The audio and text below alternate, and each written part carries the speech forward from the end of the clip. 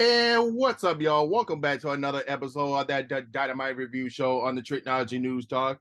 As always, is your host for this as always, Mr. Tricology himself, and with me is my co-host as always, Mr. Leland Benford. What's up, brother? What is up, everybody? What a dynamite it was last night. A lot to talk about from that dynamite. Yo, yeah, and we got two interesting stories to talk about here, and one of them starts off in the opener of the show, which is Jay Lethal versus Darby Allin. And let me just say, it was a pretty fun opener, and the ending came straight out of Nitro. But we'll get to that in the last few moments of the match. So in the final moments. So after the commercial break, Darby Allin hit a springboard coffin drop, but the rings were worked over too much as Lethal gained control. Allin countered a top rope elbow into a crucifix for two, avoided the lethal injection into a rear naked choke, and hit an over-the-top stunner. Lethal bailed outside, where Allin tried to dive into the ropes, but bounced off Singh like he was a rubber ball. The referee kicked Dunn and Singh out of there, but as soon as they was kicked out, someone tried to dress up in a coat with a steam mask and took out Allin with a baseball bat to the ribs. Back into the ring, Lethal hit the lethal interjection for the victory. So this is where the craziness comes in. So the masked man was revealed to be Cole Carter, who was formerly known as Two Dimes in NXT. So he was and now Cole Carter. He was originally from the Factory. So this tells me that the Factory group is going to be gone soon. So but when he revealed himself under the steam mask, you hear nothing but crickets. No pop there at all. But yeah, but when Steen's entrance music came out, as Lethal and company about to go on the stage waiting for Steen, but as you know, a certain legend appeared in AEW, and that is J-E double F J-A double R-E double T double J, Jeff Jarrett, came behind and laid out Darby Allin with the guitar, smash on the head.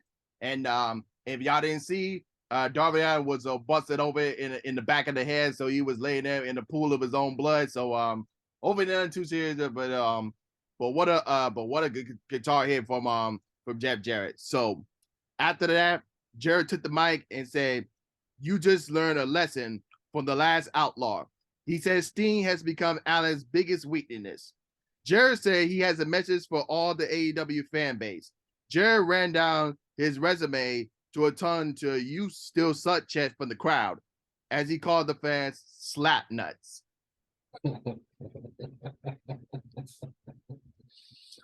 All right. So this is a big moment, right? I don't know how I feel about Jeff Jarrett being in AEW. And I'm going to tell you why, real quick. Jeff Jarrett just always smelled like TNA, Impact.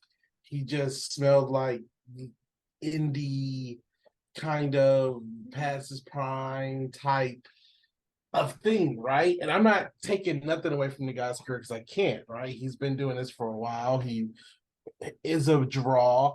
You know, the people want to have put a belt on him. His family is deep rooted in the wrestling business. I'm not taking anything away from him. It's just that because he has been a part of so many different promotions, it just, when he comes around, it just kind of gives me that carny vibe, or I don't know how to explain it, like that real regional type guy. I don't know. It's just he just gives me that kind of vibe. Now, with that being said, it was great to see a Qatar against Darby Head. Like that spot is always great with the smoke and the powder. And it's a good thing. It's just a cool thing to see. That just reminded me of like old school wrestling, right? And then hearing Slapnut on TV is also a good thing, right? Now, he looks like he's in incredible shape, and he looks like he's ready to go. I know he lost his job with WWE. He was a part of the Flair final match, and it was good seeing him in those promos. But he always just gives me that real Southern promotion, like Memphis wrestling type, type of vibe. And I just don't know if it fits well with the AEW. Now, with him coming along, could we possibly see Flair pop up somewhere? With Andrade. Who knows? Who knows now? But the second time I thought about it, I said, okay, but we will have most likely Sting versus Jeff Jarrett. And that's where Jeff Jarrett really is going to fit in. Because then it's like, now I'm going to see some WCW type stuff. You know what I'm saying? Like some classic WCW type involvement. So if Jarrett just sticks with Sting, I'm happy. If Jarrett is trying to wrestle other people in AEW, not so much. I think he needs to just stick going against Sting, I would say. So how do you feel about it? I don't think it's probably gonna be a one-on-one match. I could never see being a tag team match between Sting and Darby versus Jeff Jarrett and Jay Lethal. Yeah. That's why but I'm saying as long as they stay in that bubble, then I'm okay. Yeah, and not only Jeff Jarrett is All Elite, but he's also the director of business development. Now, in case y'all didn't know, I saw Jeff Jarrett as the Tony Khan of the TNA, that which is formerly now as Impact Wrestling. But that was back then when TNA had everybody. They had Jeff Jarrett, they had Sting, they had Jeff Hardy, they had Kurt Angle, they had Booker T, Kevin Nash. They had everyone. That was the TNA was lit back then. But we gotta ask ourselves if this is a good thing or this is a bad thing. The only thing I would say, if it turned out in a bad role, if they hire Jeff Jarrett's wife Karen amongst the women's division. That's the only thing I can say if it turned out bad. If it turned out bad. Gotcha.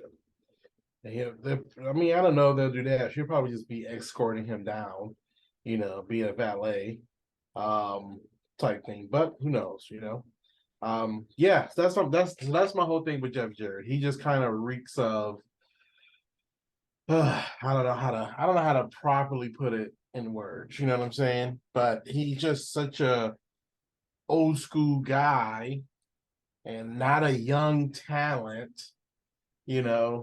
It just feels a little. I don't know. I'll see where it goes because I know they're great storytellers and they know this business really well. So, and I want the guy to work. Don't get me wrong. Did you say he also has another job in AEW? Yeah, he's the director of business development. Director of business development. I don't know the guy. So we'll see how it goes. But yeah, for me, he just kind of reminds me of real Southern indie wrestling, type stuff. So he's not a big draw for me personally. But me looking over the comments on Twitter, comments on like wrestling groups, a lot of people are happy to see him there. So I think the overall reaction is a lot of people. Remember BTE used to do, by the way, I miss BTE, dude. Come back already. Remember when BTE did the whole like 40 over 40, like 50 over 50 seconds, whatever. 50 seconds for over 50. This is great. This is definitely great for the over 50 crowd. You know what I'm saying? The over 50 crowd might tune in to see good old Jeff Jarrett on their TV again. So let's see if it works. The only good thing I would say, because Jeff Jarrett is definitely a veteran that could definitely help like the younger talent that try to get over, just like what John Moxley, Chris Jericho, and the other veterans are doing for the young talent. So I do see the good things out of it. But I just hope his ego don't go too far. So hopefully this will help with his new title role outside of outside of television will help like Tony Khan get more better deals and better views. So that's the only thing I would say that could be the good thing coming out of it. But pretty good debut for Jeff Jarrett for in AEW, and a pretty good opener to start the show. But we got to do better on these debuts. Like 1 minute you turn the lights off, and then get something creative. Like that's the only thing I would say.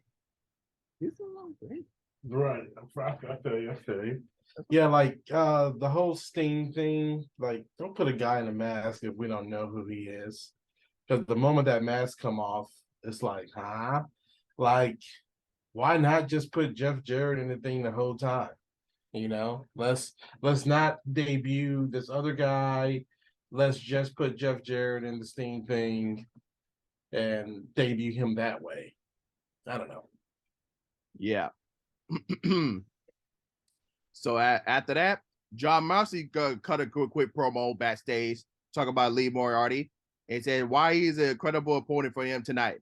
He said Brian Danielson and himself thought Moriarty was lacking toughness to run with the front to run with them, but they haven't rid him off yet. So tonight, Lee Moriarty is gonna have to dig deep down because Moxley want him to be violent.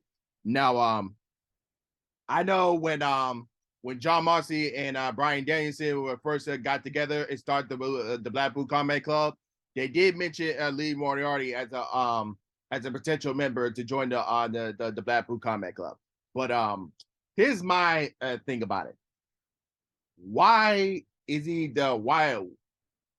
Why they would make him think he deserved the face of Moxley last night in a AEW Championship eliminator match? Like, what has he done lately? I know he's part of the firm and everything, but like, what has he done lately? So the reason why they gave him that match was because of what happened on Rampage and everything that happened between them.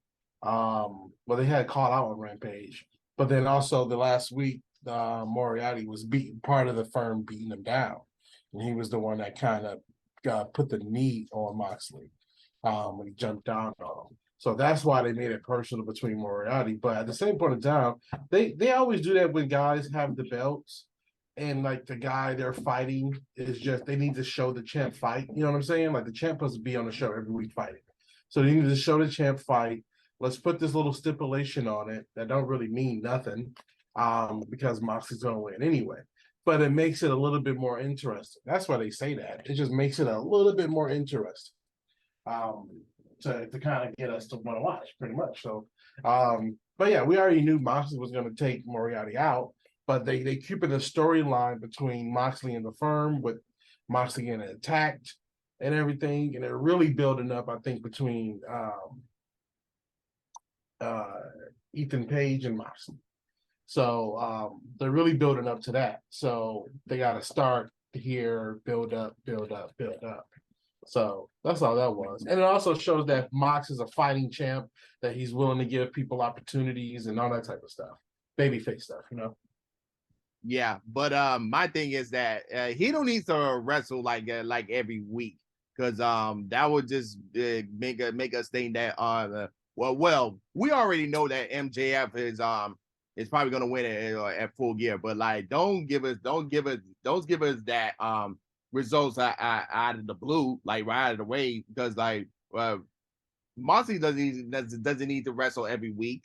Like give him a break. But they will. I mean, they will. But you see, like last week, he had to like do like 2 or 3 in a row. Like like he is the champ. He is like supposed to be the biggest draw. He is the guy. And if some of those old school wrestlers believes like the champ needs to be there every week, busting his ass. You know what I'm saying? Like that's just. And I think Mox is that kind of guy. He feels like if I got this title on me, and you got to trust me with this title, I need to be at work. I need to go do this and go do that. Now, I think heel bad guys get a chance to kind of take a break every once in a while and cut a good promo and stuff. But when you're the baby face, you got to be a fighting champ. So, yeah, putting Mox out there is, look, at the end of the day, he's the biggest star. What they do to John Cena lost the belt on a Sunday and won it back on a Monday. You know what I'm saying? Like, when you're the champ, you're out there. And right now, he is the face of AEW. So to have him out there is a part of it. But I think he did Dynamite and Rampage last week. He was on both shows. Um, Probably going to be on both shows this month. He just signed a 5-year deal with him, so he must like it. Yeah, but I'm getting a lot of debate that Chris Jericho is the better world champion than John Moxley there right now. But what's going on? How they've been Who said that lately? Who said that? Oh my God, there's a debate about that. In debate. I don't. I think Jericho. Listen, Jericho was the guy they put the belt on first because he know how to build a company. Ring of Honor is a newly purchased company by Tony Khan. Tony Khan is like, well, I'm gonna go with what I know what works. You know what I'm saying?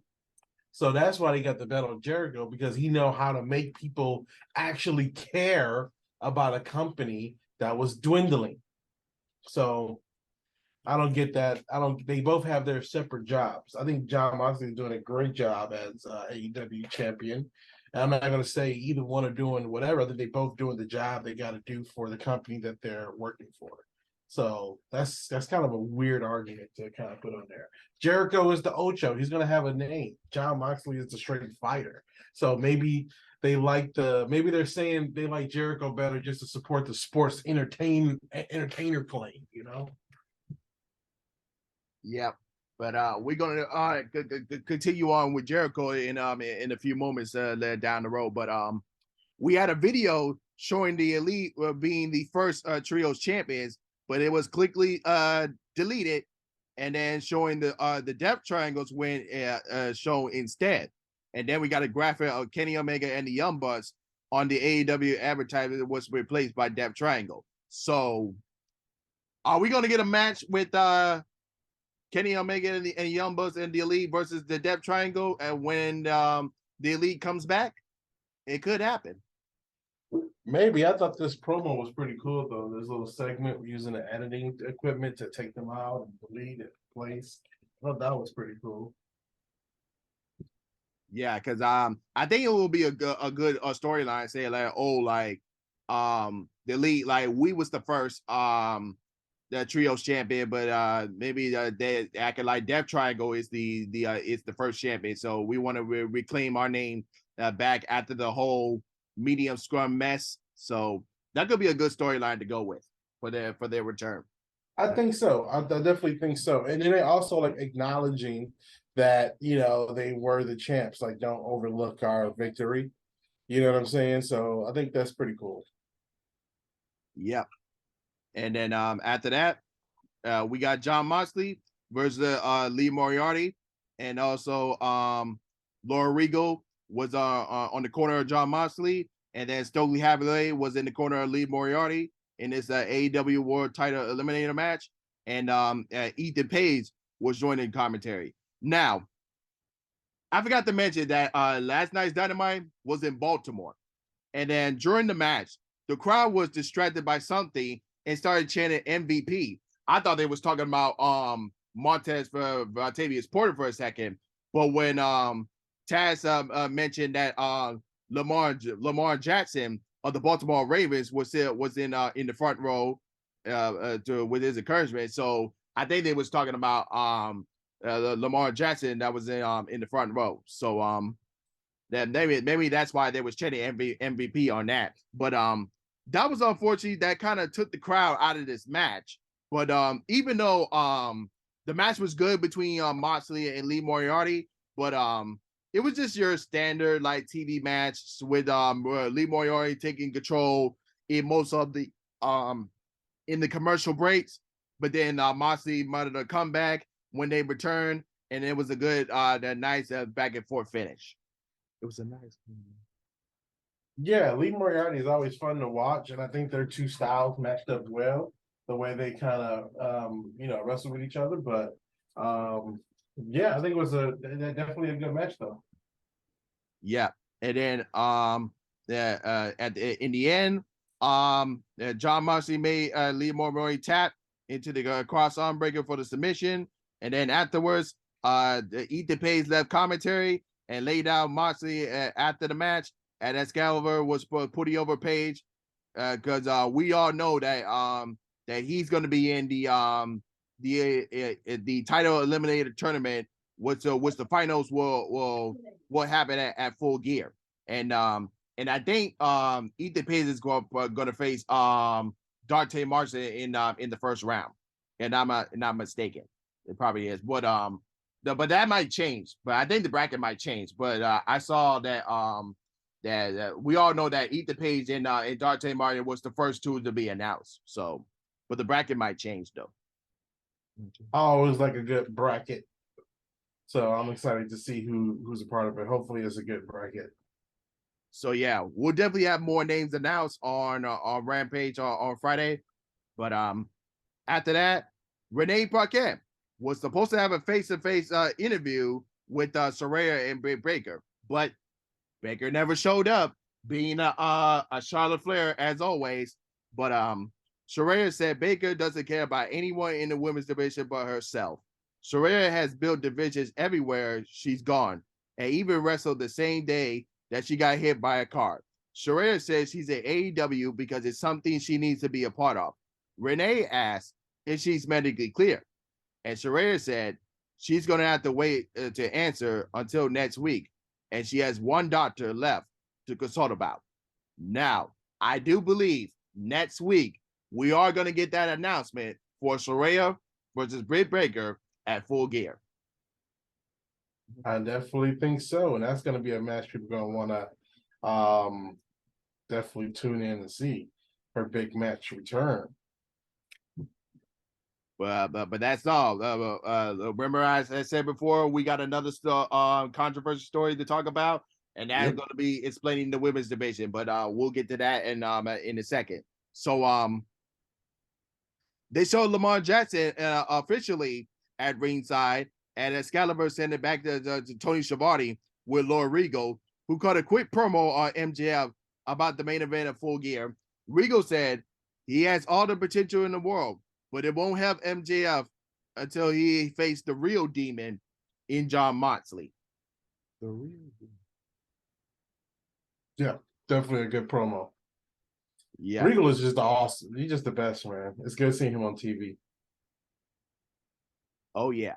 And then we got the daddy ass of the birthday celebration. So if you guys have not watched Rampage last Friday, so Sneaky Swerve, as they want to call him, Swerve Strickland kidnapped Billy Gunn, and then had him tied up to a chair, and then had some pliers, and then did damage to his fingers. So yeah, that's why he came out with his hand bandaged up, and he couldn't do the scissor me thing. So that's why you saw the bandage on his hand last night. That's what happened on Rampage last Friday. Mm-hmm. So the Acclaim came out to celebrate Billy Gunn's birthday, and Matt Caster started with a rap completely on Elon Musk reference. So yeah, in case y'all didn't know, Elon Musk runs Twitter, so watch out. And Anthony Bourne said, "Scissor Me has taken over the world, even in World Series." And Scissor with the cameraman. Cassidy introduced the Scissor Me for form fingers, and Gunn put the form scissors on the broken fingers, so he's still able to scissor. Cassidy went to the crowd and got a scissor sign from Gunn for Gunn. Cassidy also presented Gunn a trophy for the world's greatest daddy. Bowen said he had guests booked, but two canceled. While the others were upset, he didn't come to the reunion, which he got a huge pop from the crowd, even Taz. Dude, how great was this segment, man? Yeah. Bowens presented Gunn with the certificate with their names already on for adoption, and that's all Gunn need is a signature. But then the Ass Boys, the Gun Boys, Colton and Austin interrupt, said, "Where was their invitation?"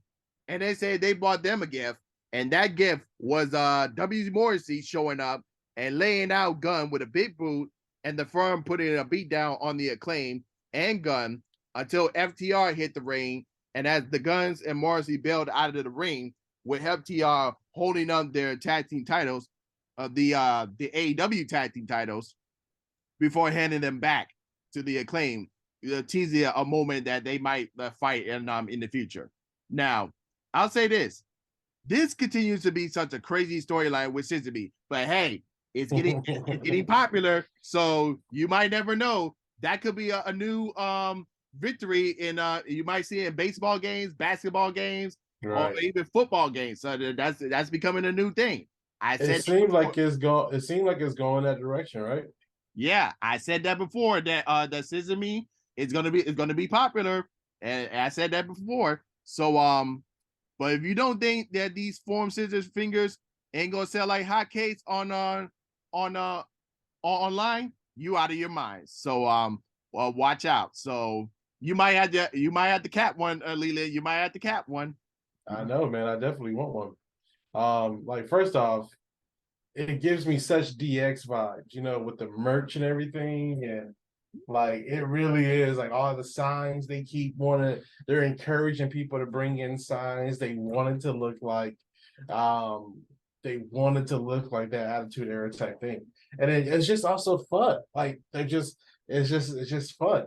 Um, yeah, man, I'm really digging the scissors. I really want those foam scissors, man. So everybody can get some, send them my way. And the best thing about those foam scissors, I bet you they're sold separately, and you gotta buy two. Like, you know, you're not gonna buy just one, you gotta buy two. But yeah, that was an awesome segment. I was dying laughing. Yeah, and I really think FTR didn't really do much for this segment, even though it kind of came up desperate, being that they're not the number one contenders for the titles, for the AEW tag team titles, but they will get their title shot sooner rather than later. But we'll just have to wait and see who wins the AEW tag team title match at Full Gear. Right. But yeah, I think it just puts FTR in that picture. You know what I'm saying? It's like, first off, you get the FTR pop. They got issues with the Ass Boys. You know what I mean? So it makes sense that they're coming out there. And then they did the whole slow handoff of the titles. You know, so that's showing their interest. This is like the prequel. You know, they're showing their interest in those belts. But yeah, I like seeing FTR come out, and they also had Pink on too. So check that out. They said, listen, we're gonna get some of that pink pop, you know. And speaking of the guests that Bowen had, do you think it was Road Dogg, Jesse James, and X-Pac? Do you think it was? The what? The guest that Bowen was talking about. Do you think it was Road Dogg and X-Pac? Oh yeah, I think it was the whole DX crew, you know. Yeah, because they wanted Billy Gunn to be there for the DX reunion, but right.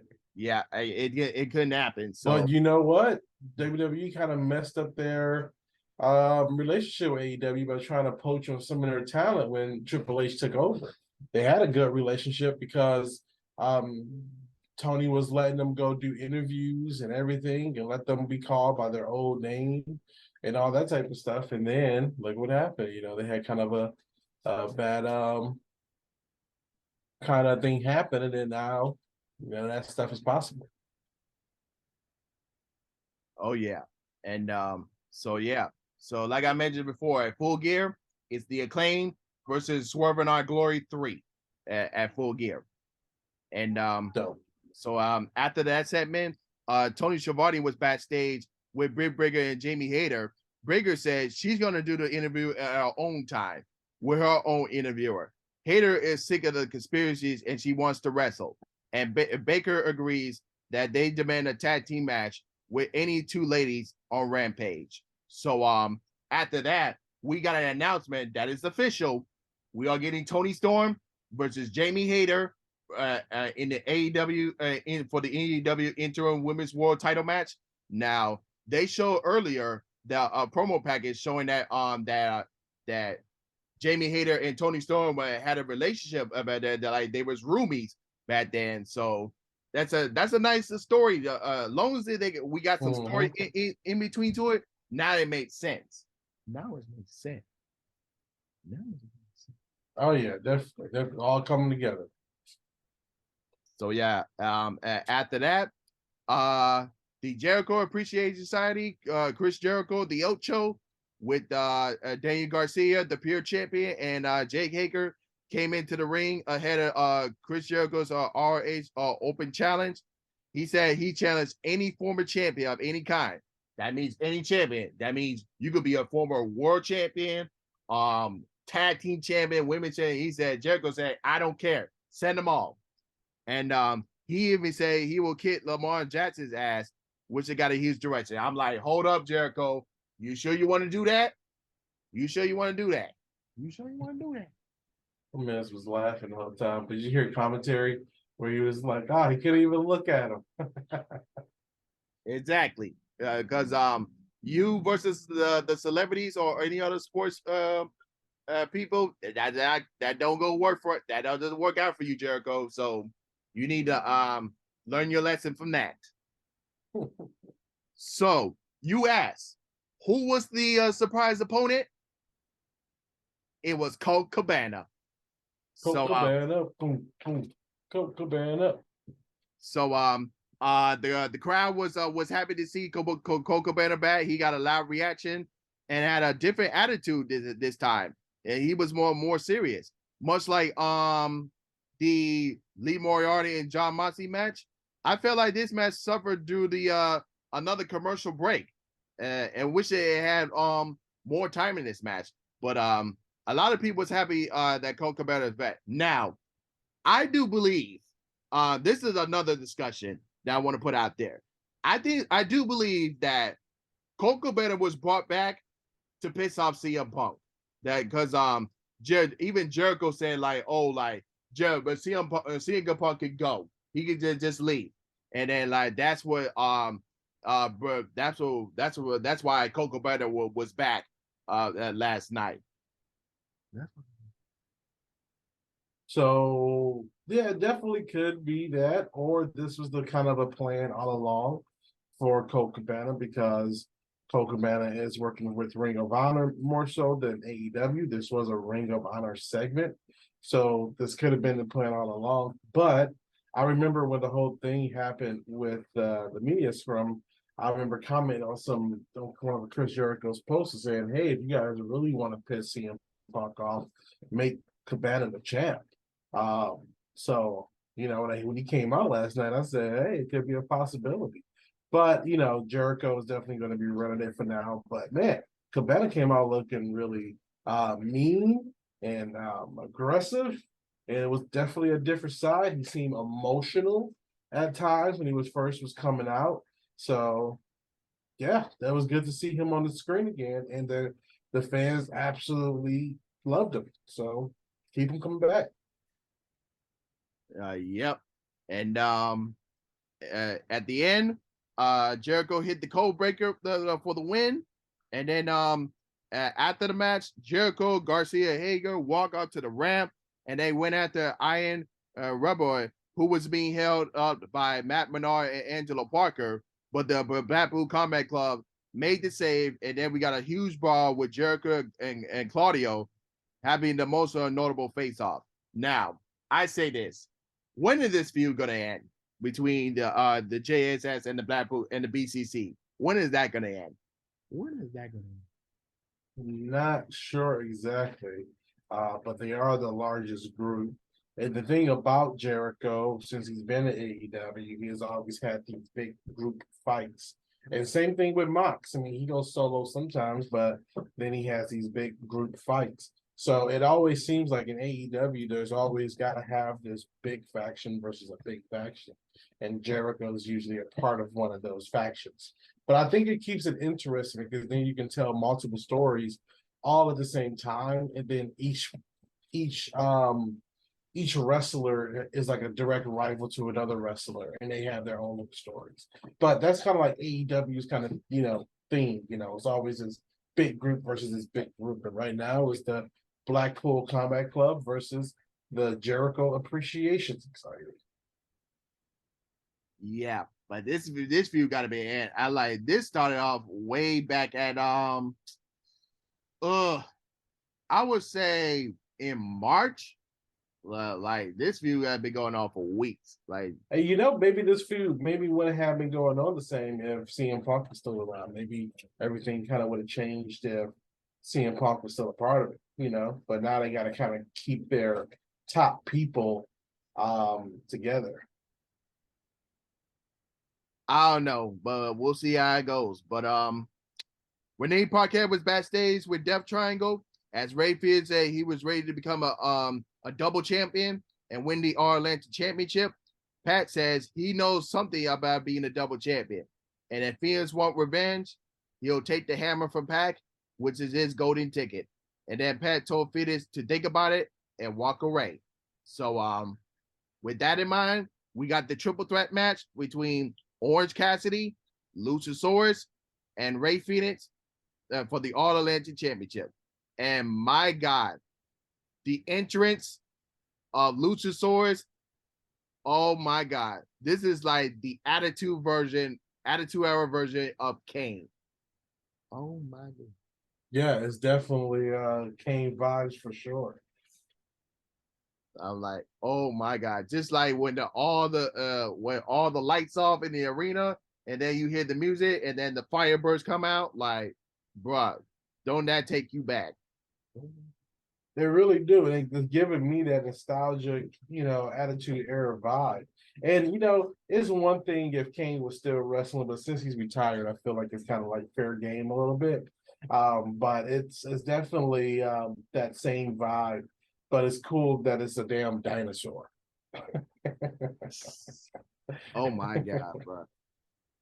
So in the final moments of the match, Luchasaurus was about to choke slam Cassidy off the stage until Jungle Boy Jack Perry smacked him in the back with a chair. And after a running start, Jungle Boy was about to do a version of a concerto. Luchasaurus was playing fast person on the stage where the power is at, and before Jungle Boy could even execute the concerto, Christian Cage was behind him, was taunting him, and then Jungle Boy was about to chase off Christian out of the arena, and then ran back and then hit a crossboard dive onto Luchasaurus off the stage onto a table. And then the crowd was pumped for that. And then Pat hit ringside to try to give the hammer to Phoenix, but Phoenix threw it away, said he don't need the hammer. Phoenix took too much time at the train near falls. Phoenix went for a somersault, but then lead right off to an orange punch that allowed Cassidy to retain the All Atlantic Championship. And not only did he retain the title, but he also earned a contract to defend the title on Rampage against any dream opponent that he wants. Gotcha. That orange punch in midair was vicious. I would love to be able to watch that in slow motion because that was just quick out of nowhere and it looked great. I didn't really understand the whole dream opponent thing, but I get why, and I'll let you finish what happened after that part.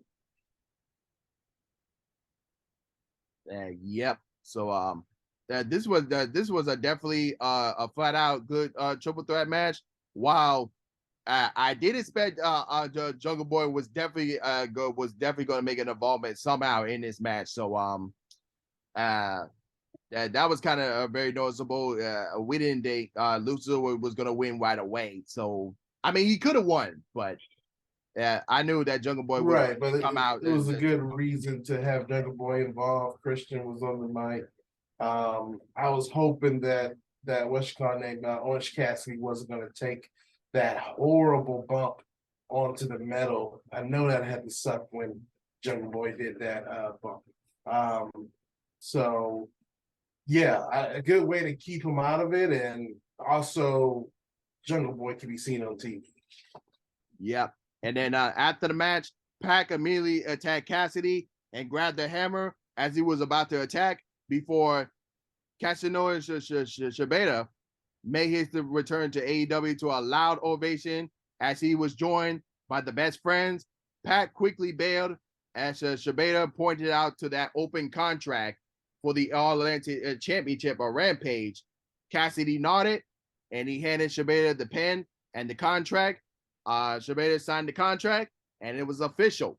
Shibata versus Orange Cassidy for the All Atlantic Championship. Now, I did not expect Shibata to return, and let alone between him and Orange Cassidy for the All Atlantic Championship on Rampage. Plus, you're gonna get Mike Tyson on Rampage doing commentary. Boy, and Rampage got interesting, really interesting. Rampage. Yeah, Rampage is gonna be in his live, so Rampage is gonna be definitely a banger. Oh yeah, for sure. And then backstage, Tony Schiavone was with Sir Strickland and the boss from the 305, Rick Ross, and who said he was here for one reason: it's to make sure that Swerve is the biggest, not only the biggest superstar, but the also biggest rap artist, and as well. And then Keith Lee walked in and said he hasn't heard of Swerve all week. They were the number one contenders, but he wants to know who was holding the camera as he was assaulting Billy Gunn.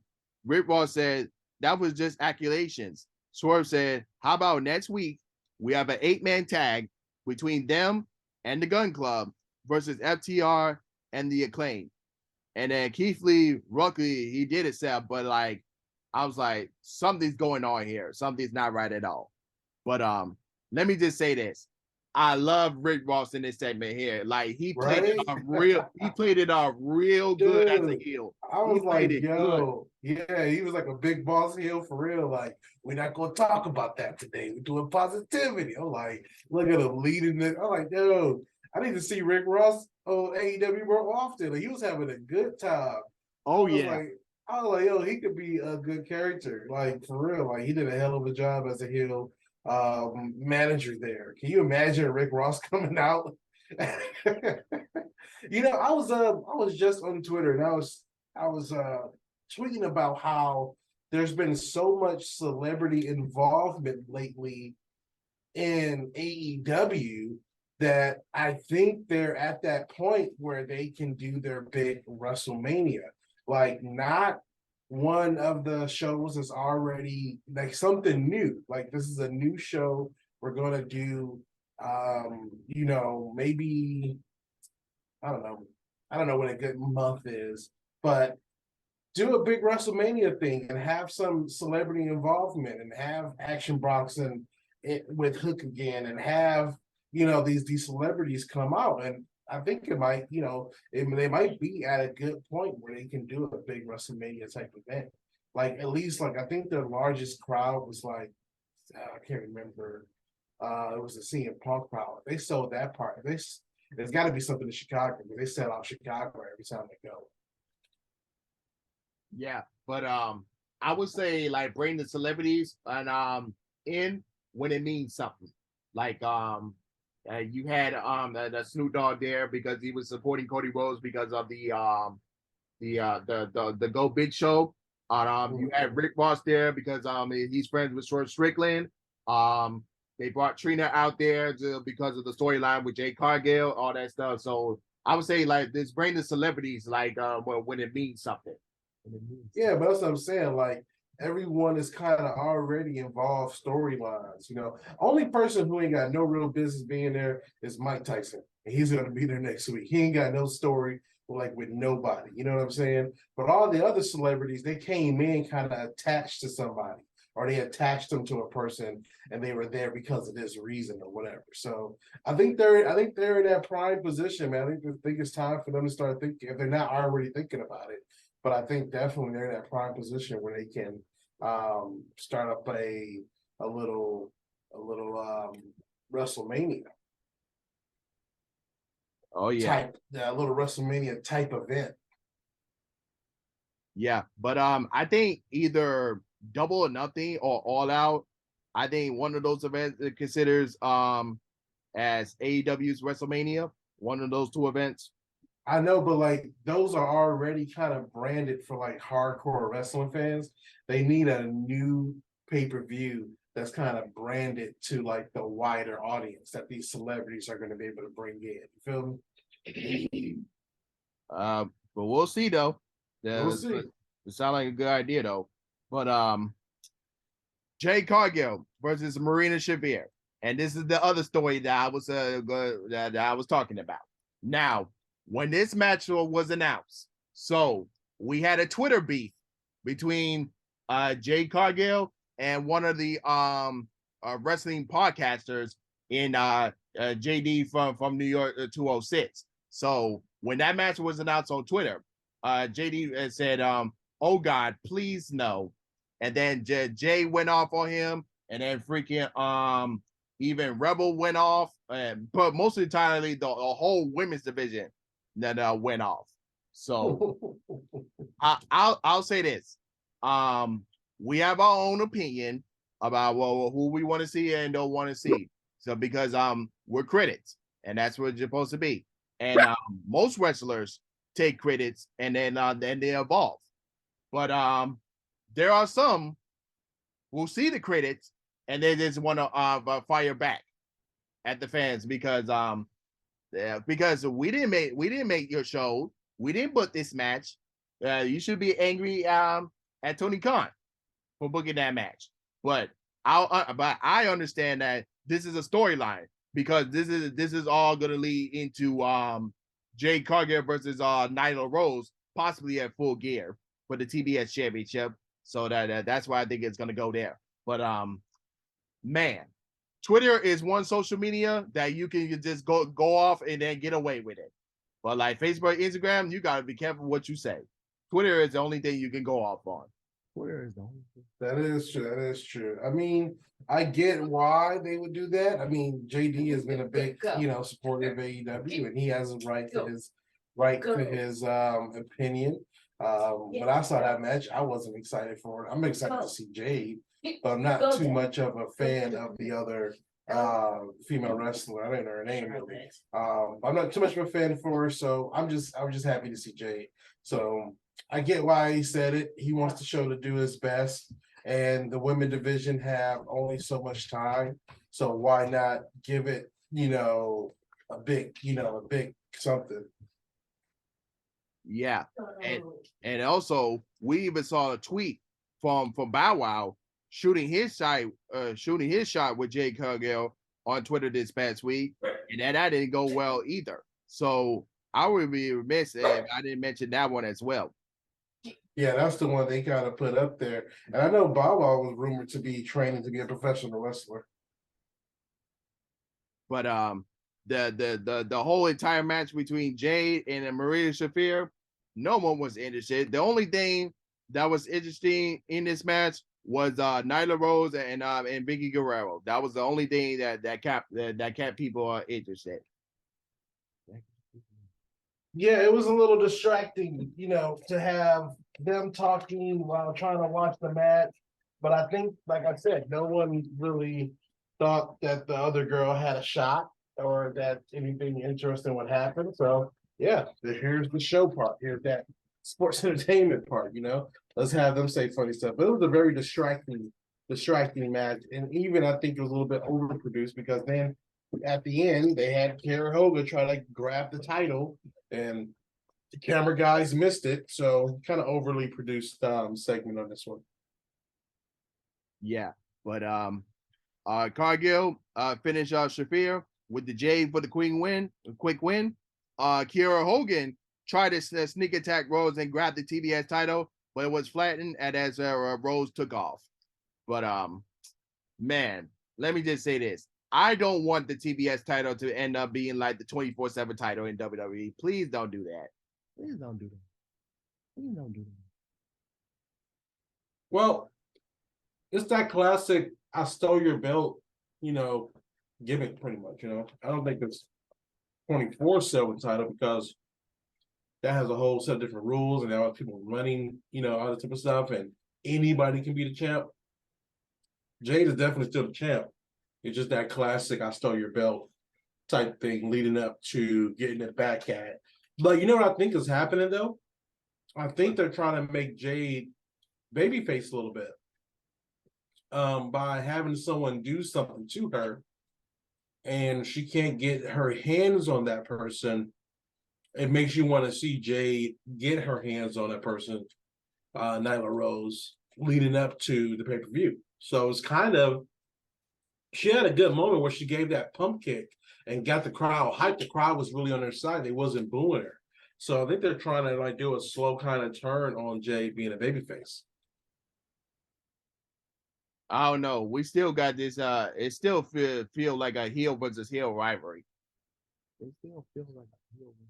Yeah, it does. But like last night, the crowd was definitely on Jade's side and they was cheering for her. So it could be a start of a turn.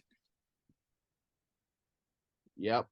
And then after that, we got a video package of the House of Black shown with Julia Hart seeming tying up Malachi Black and Brody King as they was being sent out to the sea, ultimately buried. But we hear the words, all must end, so all must suffer in new. Before the screen goes black, and Malachi's voice was heard saying that, Father of the Black Light, givers of the sight that takes, given the sights that creates, forgive me, your Father, forgive me now, Mother, as the hand shoots up from the grave, flashes the black's face. So we are definitely getting a rebirth of Malachi Black and the House of Black. Hopefully they get a better creative direction in this new rebirth. So I'm definitely excited to see the House of Black returning. Dude, this segment was so good. It looked great. It like the story was great. The visuals was very interesting. I wasn't expecting to see them back so soon. I thought they were going to take a bit of a break, but happy to see we're going to get them back sooner than I thought. You know, I don't know how long these segments are going to last, but man, this was really cool. And I think they're going to come back, you know, kicking butt and winning a lot and being a top, you know, name on Dynamite. Yep. Yeah. And then I can't wait. And then we got our lineup for Rampage on Friday. Orange Cassidy defended the All Atlantic Championship against Casanova Shabeo. And then Dr. Britt Baker and JB Hader versus Sky Blues and Madison Rain. And then more names will be announced in the title eliminator tournament with the finals accumulating at Full Gear. And Iron Mike Tyson will be on commentary. And then for Dynamite next week, it's FTR and the Acclaim versus Swerve Our Glory and the Gun Club. And the Gun. Look like it's going to be a hype Dynamite. Oh yeah, for sure. And then the main event, Samoa Joe versus Brian Cage for the ROH Television Championship.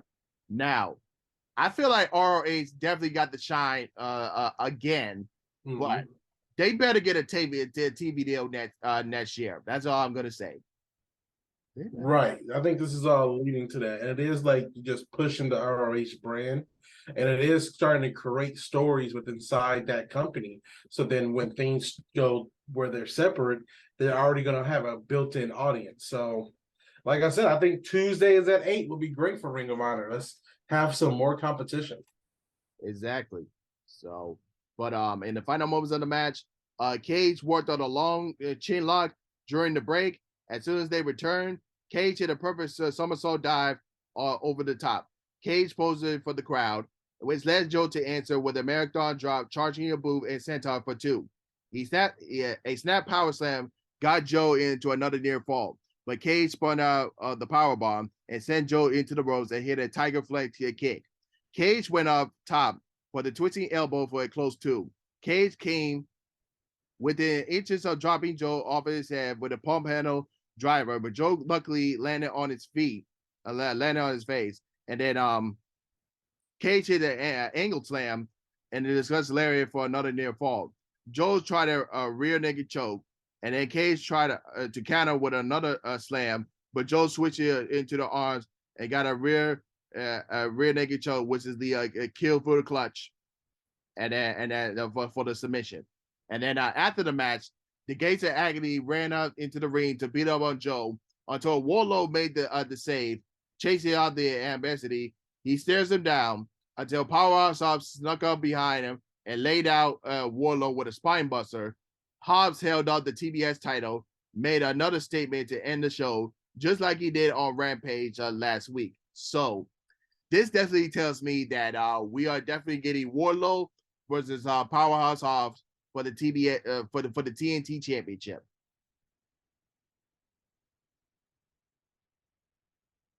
That's actually a really good matchup. Two big hosses going at it, two big dudes. Really good matchup. I'm kind of excited. Get to see Powerhouse Hobbs. I was just thinking about Powerhouse Hobbs and Ricky Starks the other day. Like, man, where they been? They had that little situation and then nothing came from it. I think they dropped the ball big time. Don't know what happened backstage with those two guys, but get to see they're utilizing Powerhouse Hobbs and putting him in this TBS role because I would say he has a right, just as Wardlow, to be not TBS, but TNT channel. Yeah, and I wouldn't mind if they do Hobbs versus Samoa Joe.